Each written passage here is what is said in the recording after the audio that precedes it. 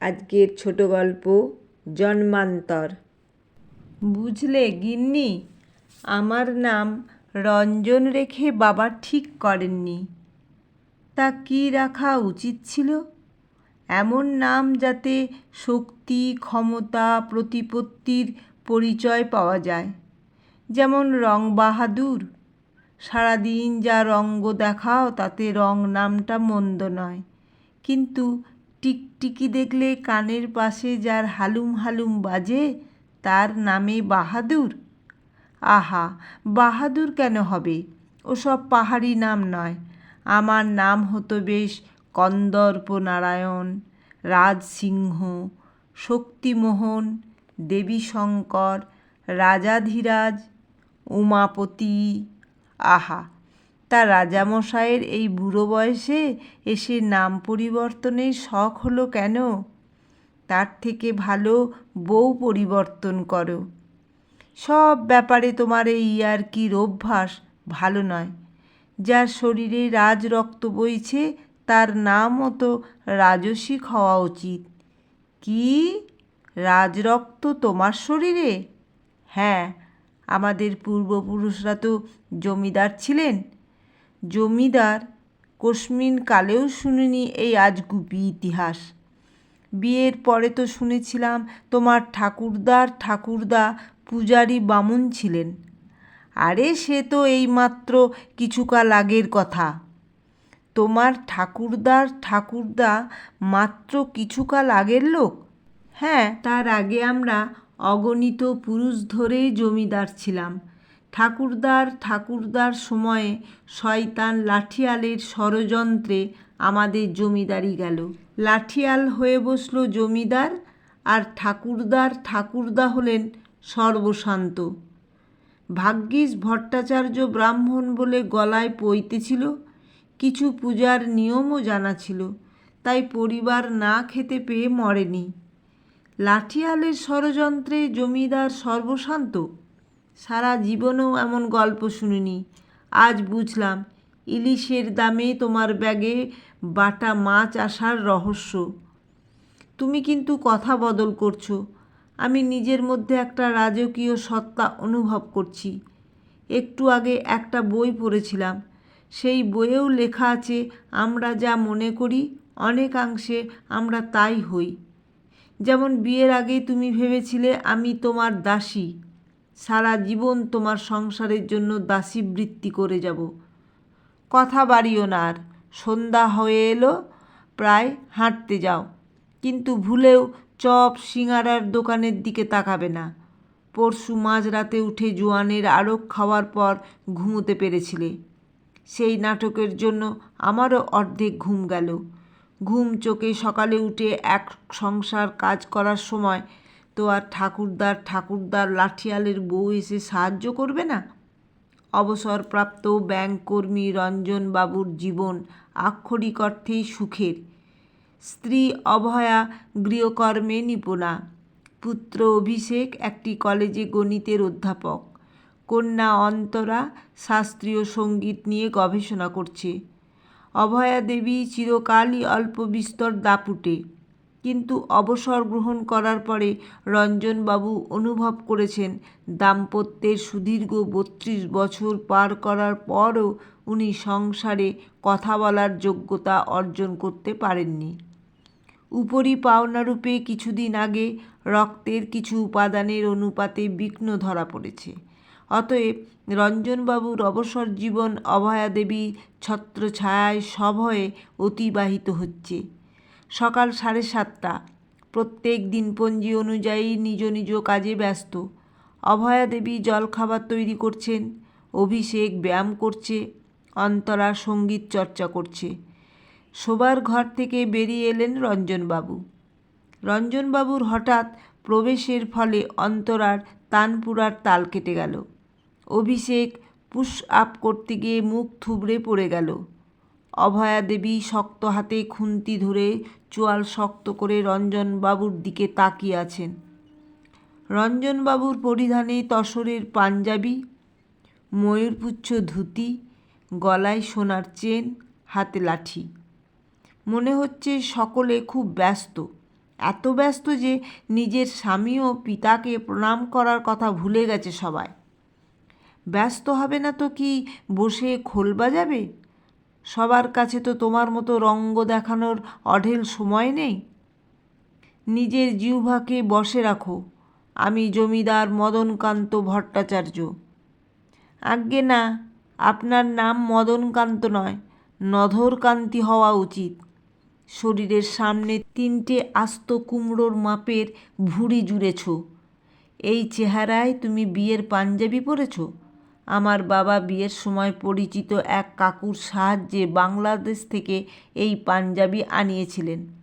বাবার স্মৃতি ভেবে এত বছর সামলে রেখেছি।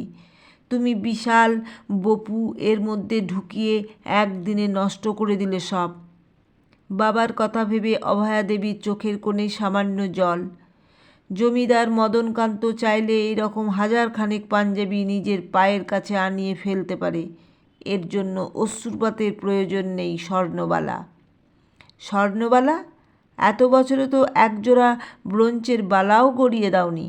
বিয়ের গয়নায় এত বছর ধরে সব অনুষ্ঠানে পড়ছি।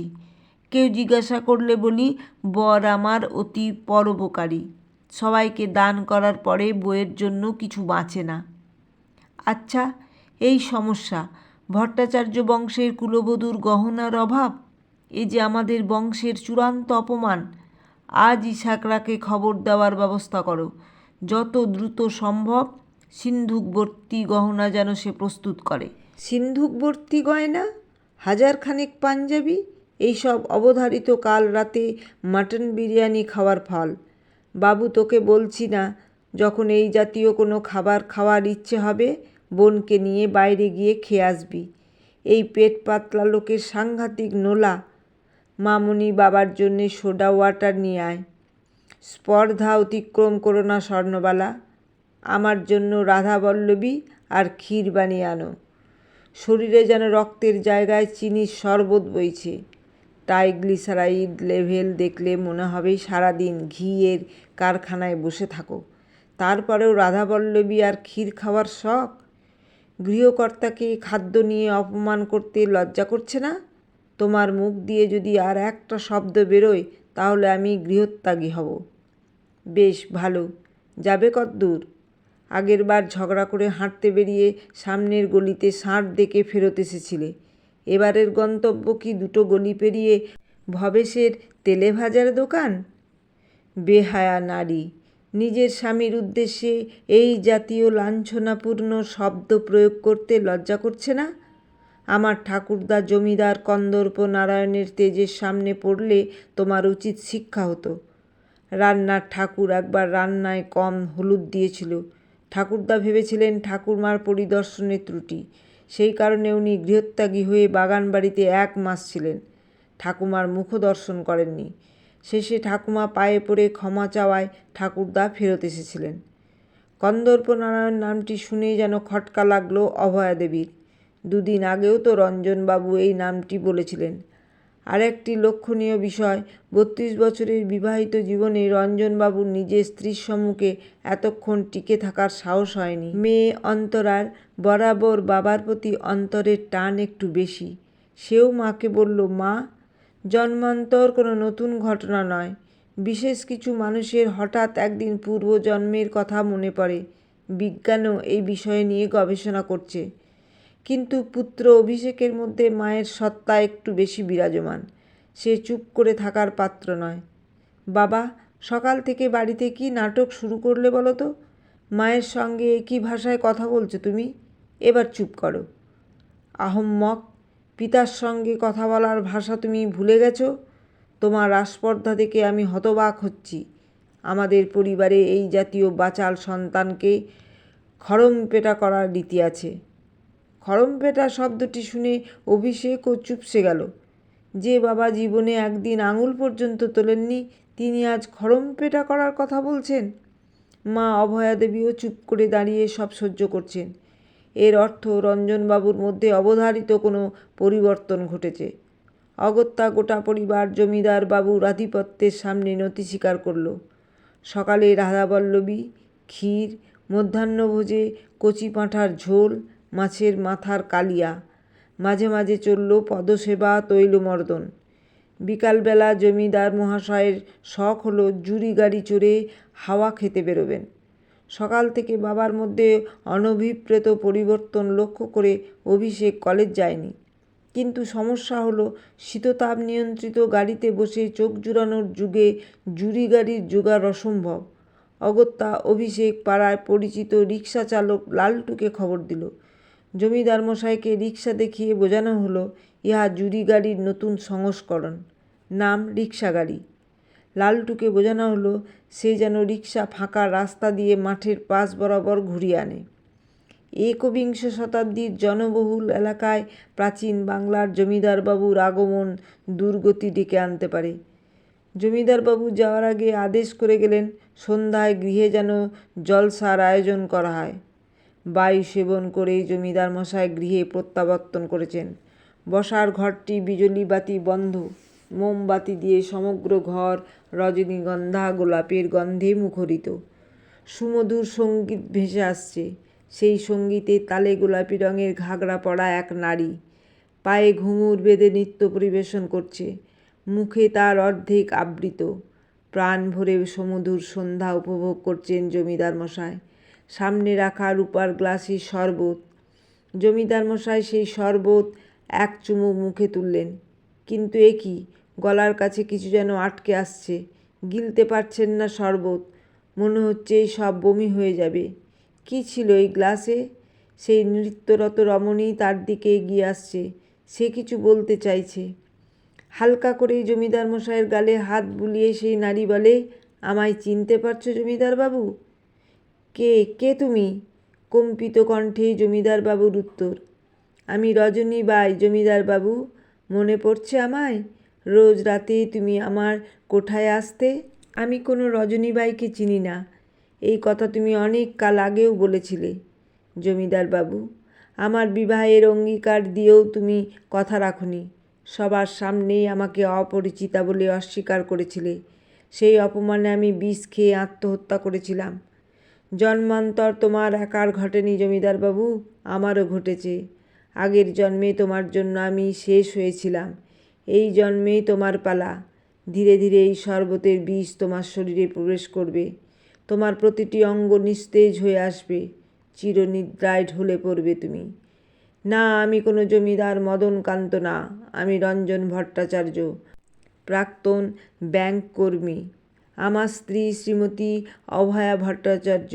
স্ত্রীর এই রক্তচক্ষুর আকর্ষণে জীবনে আর কোনো নারীর দিকে তাকানোর ইচ্ছে হয়নি। আমায় মেরো না, আমি তোমায় চিনি না। সমগ্র ঘরে হাসির রোল। মুখের ঘোমটা তুলে ক্রমাগত হেসে চলেছে রঞ্জনবাবুর শালিকা আরতি দেবী। ঘরের ভিতর থেকে বেরিয়ে এসেছেন অভয়া দেবী। একদিনের রাজা হওয়ার শখ পূর্ণ হলো? আমি তো সকালেই জানতাম। যখন দেখলাম ময়ূরপুচ্ছ ধুতির সঙ্গে হাওয়ায় চপ্পল পরে বেরিয়ে এলে, তখনই বুঝলাম আজ বাড়িতে এক সুন্দর নাটক মঞ্চস্থ হতে চলেছে। সকালে কোথায় যখন তোমার কাটতে পারলাম না, তখন বুঝলাম তোমায় পরাস্ত করতে আমাকেও পূর্বজন্মের দ্বারস্থ হতে হবে। তাই এই আয়োজন। চিন্তা করো না, তোমায় মরতে আমি দেব না। ওই গ্লাসে চিরতার জল ছিল। জমিদারি রসনা তৃপ্তির জন্য সারাদিন শরীরে যে বিষ ঢুকিয়েছ, তার জন্যই আয়োজন। আরেকটি কথা তুমি ঠিক বলেছ, আমাদের সম্পর্ক জন্ম জন্মান্তরের। সেই পুরকালে আমাদের প্রথম দেখা। তুমি ছিলে হিরণ্যকশিপু আর আমি নৃসিংহ অবতার। তাই ভবিষ্যতে সিঙারার দিকে তাকানোর আগে ভেবে নিও। সকলের অট্টহাসির মাঝে মুখ নিচু করে বসে আছেন বেচারা রঞ্জনবাবু। এই জীবনে অভয়া দেবীর সংসারে নির্ভয়ে বাঁচা আর হলো না। দেখা যাক পরজন্মে যদি ভাগ্যদেবী সুপ্রসন্ন হন।